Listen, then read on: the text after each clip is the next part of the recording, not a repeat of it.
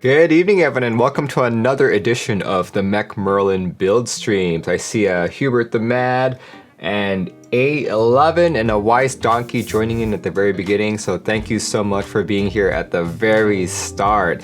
As you guys can see from the stream title, we are building another CannonKeys board. Today it is the Photon. But yeah, as I said, this is a 65%.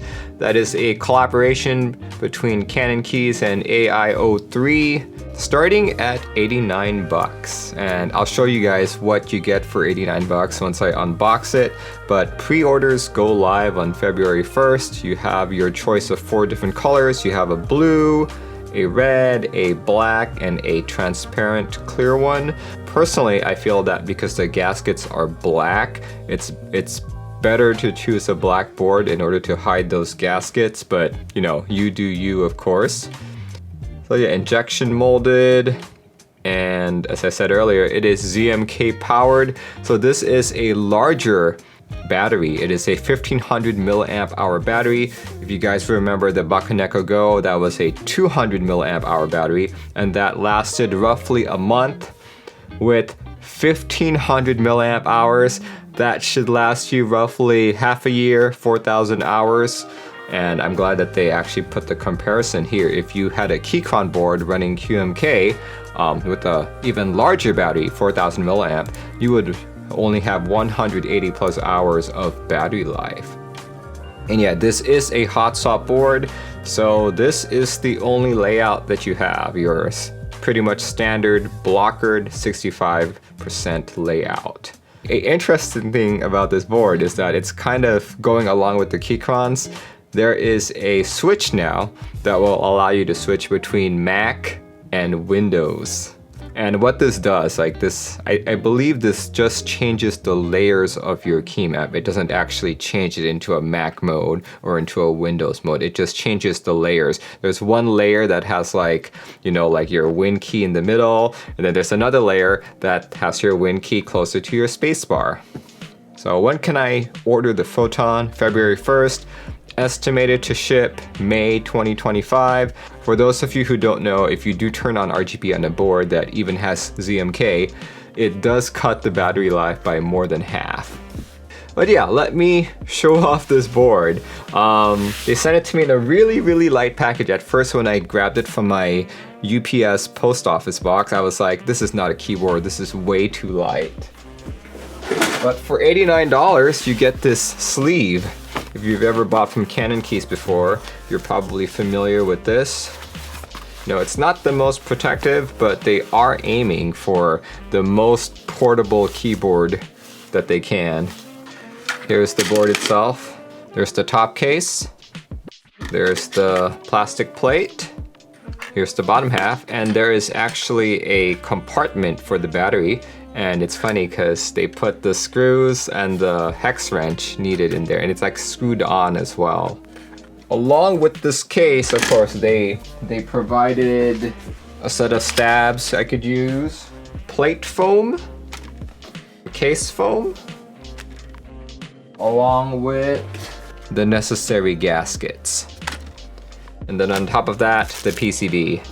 Only 4 stabilizers needed.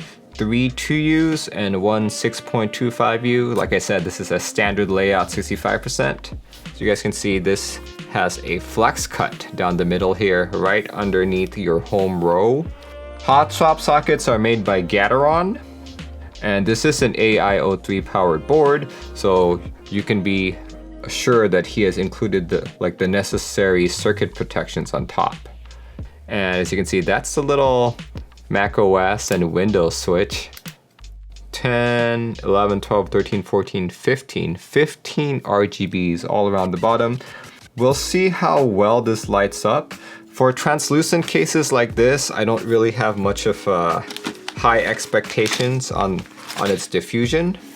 Usually I like to tape up my flex cuts, but for the interest of showing what this board is like fully stock, I will not be doing that. So yeah, let's go build this guy. Let us build this guy. We'll start off with the PCB and the switches and the plate. The stabilizers that they provide for you are snap-ins. They are not screw-ins, they just snap into place. And you do need to, what do you call that? You need to cut the tabs off of the stabilizer stems as well. I see that there are screw holes on the plate that match screw holes on the PCB. I don't see screws anywhere.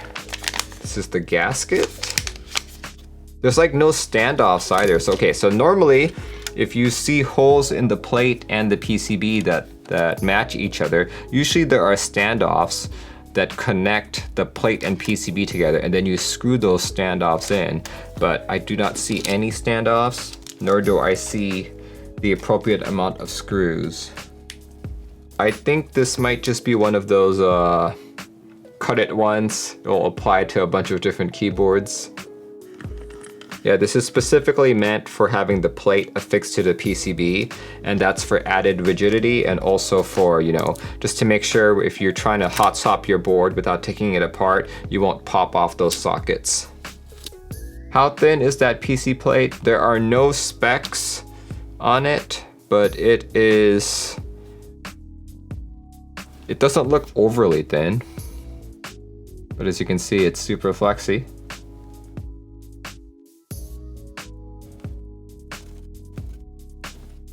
Yeah, okay. That's the case. We will not be affixing it on. We'll just be using regular friction mount, friction fit.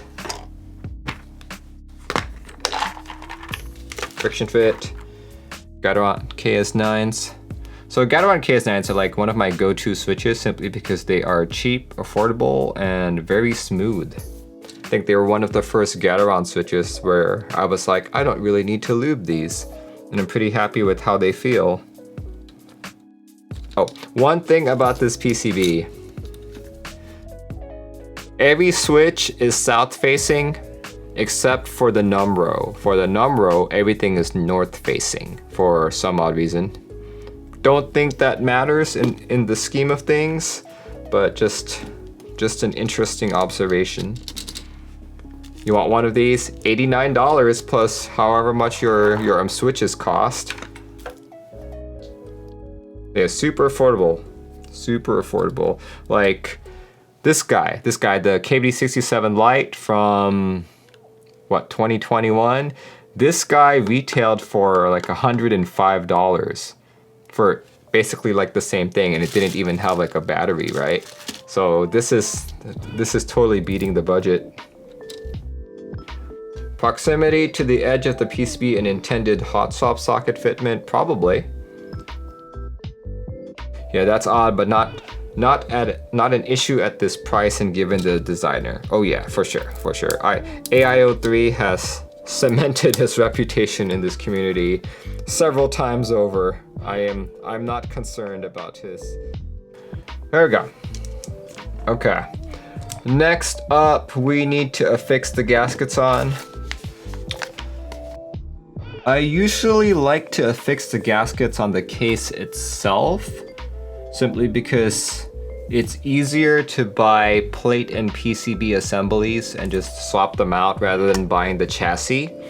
But from the looks of this, it looks like it's kind of awkward to put the gaskets on the case. So I'm gonna have to put the gaskets on the plate, which once again, I'm not a big fan of. You know, see, so it kind of, well, I suppose I could still put the gasket on, but there's no real continuous flat piece to put the gaskets on here. Let me show you guys. See, it's no continuous flat piece. It's just a bunch of holes. So I don't think the gasket will necessarily affix properly. So it's better to just put it on the plate. Okay, so it looks like I've got 4 and got 10 gaskets that are long. And 1, 2, 3, 4, 5, 6, 7, 8, and 8 that are short. So the 8 would be 1, 2, 3, 4, 5, 6, 7, 8. Okay.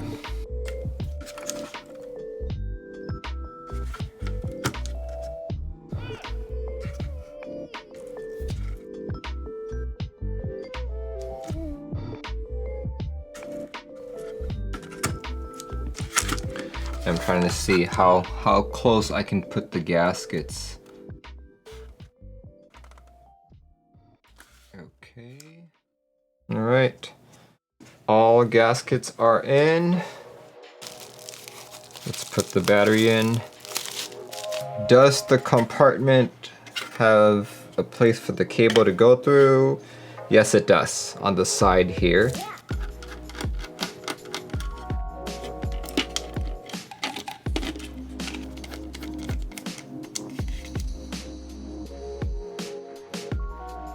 Let's make sure the battery goes in the correct way, right? Is there any keying on this socket so I don't screw this up?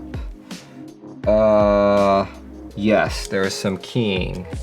You guys can see the lighting on it, right? There it is. Let there be light.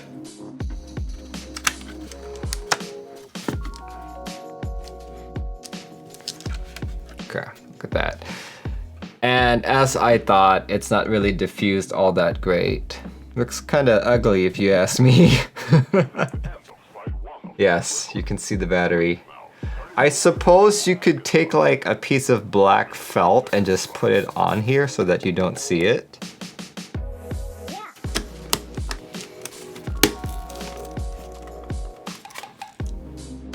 Yes! Magnetic screws! Huzzah! I'm glad these are magnetic. Also, where I'm screwing these into, these are not just pure plastic. There's actually a metal insert in it. So it's not gonna strip the plastic or anything. That's very light, but as I mentioned earlier, I have never been a big fan of RGB underglow on translucent cases. I think it just looks ugly. So my keycap of choice today is going to be a PBT set. PBT Earl Grey Lavender. There we go. Oh, let me turn off this light. There we go. There we go. Much better.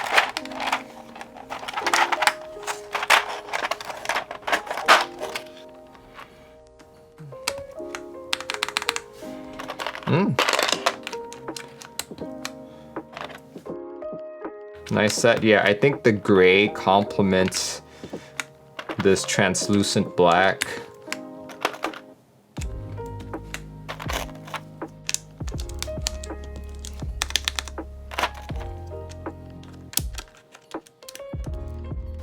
All right, guys, we have finished the build.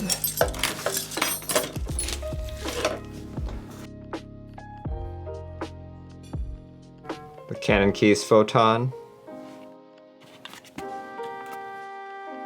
And yeah, you can see that battery for sure. Oh, it's on this side. You can see the battery for sure.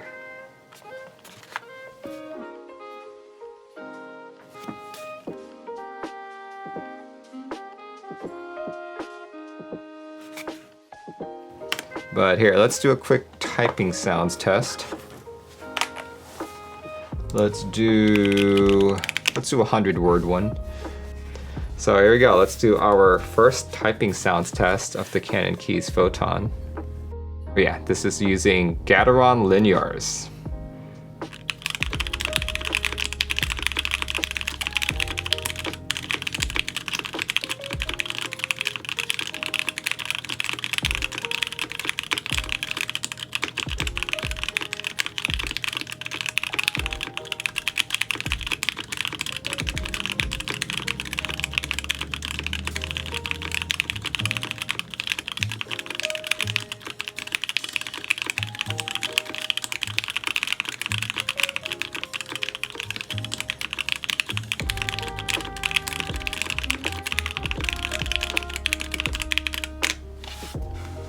Yeah, it feels really good, but then again, I already really like Gateron Linjars.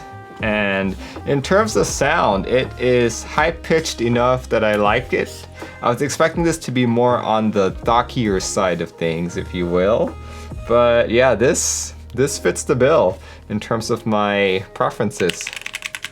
Here, let me actually pull out my Bakaneko Go just to compare it. And someone earlier was asking if this seemed more robust, and now that I'm holding both of them, I feel like the Bakaneko Go it feels sturdier when I hold it. It feels more robust, and it almost feels slightly heavier.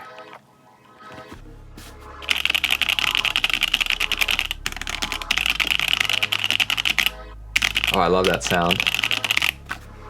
Then you've got this. See, what switches did I put on this? I put on... These are... Yeah, CannonKeys and Haimu Pastel Peach Linear. They are a palm housing material on the top and nylon bottom and palm stem and UPE. Okay. This sounds good too, but I will say not as good as my Bakaneko Go, and that's probably most likely going to be because of my switch choice. Oh, I forgot I'm still connected wirelessly. I just pressed a bunch of keys and everything went away. Not bad. For 89 bucks, you know, honestly, this feels more like a $120-ish board than anything. And then if you factor in the amazing battery life, I'd say you're definitely underpaying for this board. $89, and all you have to do is buy switches. Not bad at all. The keycaps come with it? No, the keycaps do not come with this. You have to buy your own keycaps as well. Though I would hope that you have your own keycap set by now. Yeah, but the kit on its own, including the battery, $89. Yeah, the keycaps that I put on these, I think this is an $80 set. Well, what do you know? It is currently on sale. 49 bucks. All sales final, no refunds. We have been streaming for a little over an hour. I think I have some final thoughts about this board. The build, relatively easy. Relatively easy. The hardest part, which was more of an annoyance than anything, was peeling off the gaskets and sticking them on. Normally, I put them on the chassis itself, but the chassis did not have they have these porous bars, which would make the gasket not stick on completely. So I decided to put it on the plate instead. If you guys buy this board, I would suggest putting it on the plate first before doing your build, because it will make it much more easier. RGB underglow seems unnecessary since it doesn't diffuse well. I'm gonna say that any board that has this kind of plastic casing, it will not diffuse well at all. What you want is a frosted plastic. What I'm most interested about though is this is going to be using ZMK, which brings the battery life to half a year. Half a year of supposedly constant usage.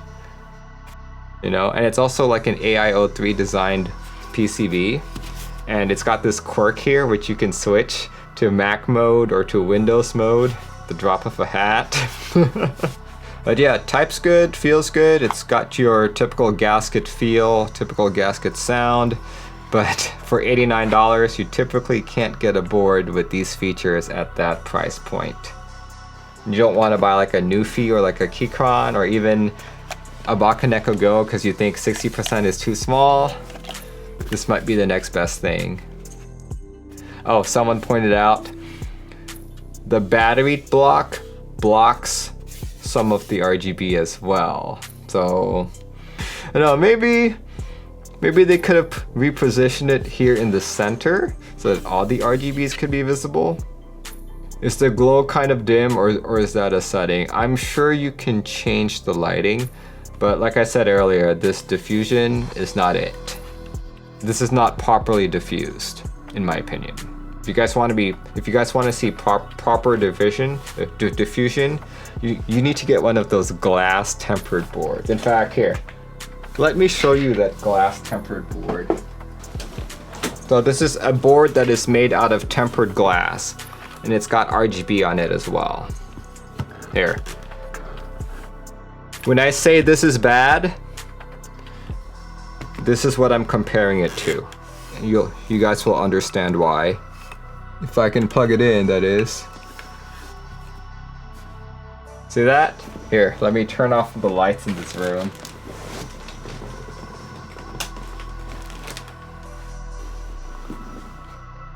See that?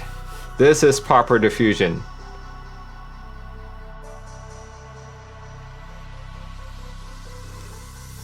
Like, you can still see them, but it fully illuminates the entire case.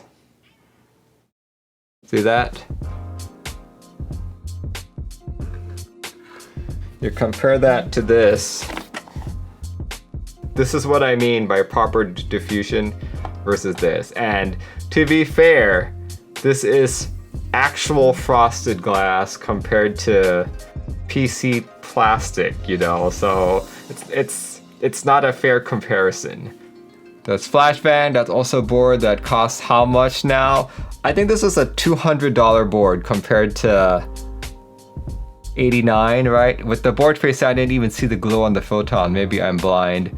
Yeah, it's not really that great. Not just you, yeah. See? Yeah, you can't even see the glow on the Photon. That's very true. It doesn't even, like, unless you turn it on its side, then you see it. But I'll say this, you don't buy this board for the underglow. Like, I would expect anyone who buys this will probably just turn off the underglow. Like, that 4,000 hour estimate, that is with RGB underglow off. I would say if you turned on the RGB, 1,000 hours tops, and that's if you're being conservative.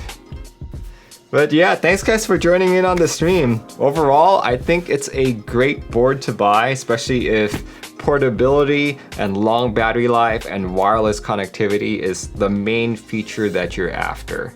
So yeah, if you're interested in this board, it'll be popping up on CannonKeys starting February 1st for 89 bucks. Basically everything I've showed on stream comes with it, sans switches and keycaps. So yeah, if you guys want to check out the link, it is there in chat right now, CannonKeys.com, products and Photon. So yeah, thanks guys for joining in. My next stream should be next Tuesday. I'll be building a customer board this time. Either that or if this vendor can get me the board on time, we'll build another vendor board, but if not, we will do a couple of customer boards. Yeah, thanks guys for joining in. Hope you have a good rest of your week, and I will see you when I see you. Bye everyone.